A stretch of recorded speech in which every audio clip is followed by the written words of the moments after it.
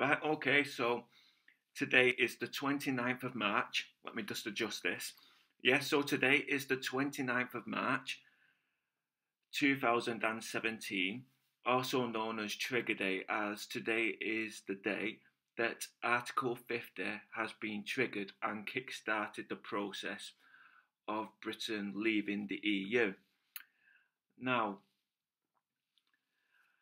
as I upload this video, it'll probably be the following day, so it'll probably be the 30th of March. But I just want to go through some of the usual statements from the Remainers, which I've seen floating around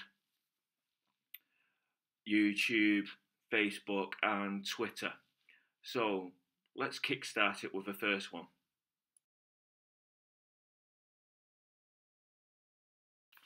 Okay, so the first one is the classic. They only take the jobs that people don't want. And when I say they only take the jobs that people don't want, of course I'm talking about migrant workers. Now, in order to debunk this, I want to look at the processing plant and machinery operative field. Now, in this field, there's been about 600,000 native workers who have lost work from 1997 to 2015. Oh, sorry, 13. That's how much it's decreased in native workers, but it's increased by about 50,000 migrant workers. Now, you cannot tell me that for every job, for every one job that these new migrant workers took, 12 of the native workers that lost work during this period wouldn't have took that job on. Now, of course, some would have retired, some would have gone on to different occupational fields, but the whole 12, I just can't see that being true.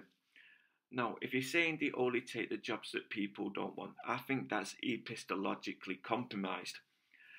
I think it's up to you to prove that.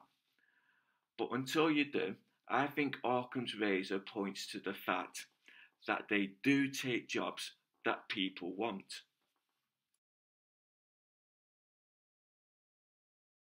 So the second one is we should have another referendum because the Leave side just lied.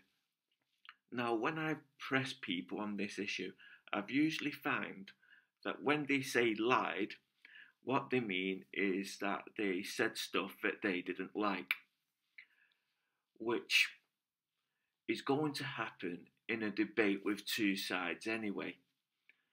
I've never been in a debate where that's not happened, so I don't see that as a legitimate excuse. Now, the thing is about the bus. Now, the bus doesn't actually state that we're going to give the whole of the 350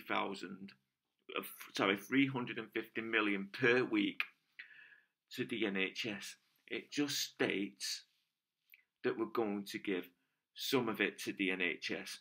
Now, there was a poster that did actually state that, but during that whole campaign, I believe it was Michael Gove who actually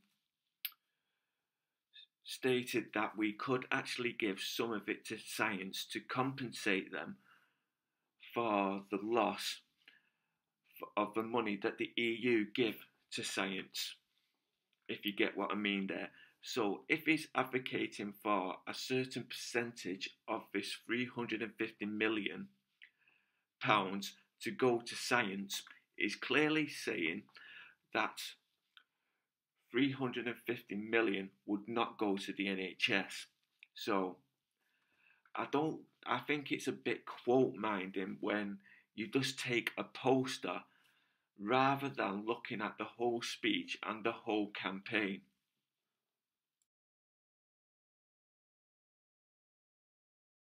Right, so the third one is Britain is going to go down the pan. Now, these doomsday prophecies were foretold during the referendum itself, and what they said was a vote to leave would trigger these doomsday prophecies, and that never happened. So all that's going on here is that the goalposts are being moved.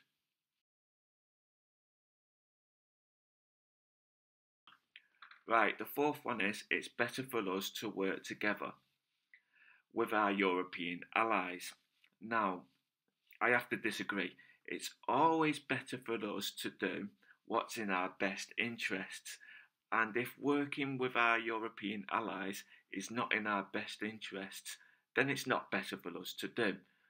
But saying that, it's still not better to work against them. So I'm hoping we can come up with a really mature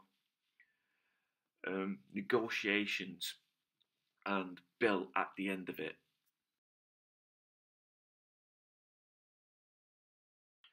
So the fifth and last one is that we've sowed the future of the younger generations. Now, I've already done a video on how we shouldn't be looking at the younger generations and thinking that they voted to remain. And it is in fact that the younger generation has a higher percentage of university students within them, and it's the academics that we should be looking at that voted to remain. So, with saying that, I think that's it. That's all. So, goodbye and sayonara.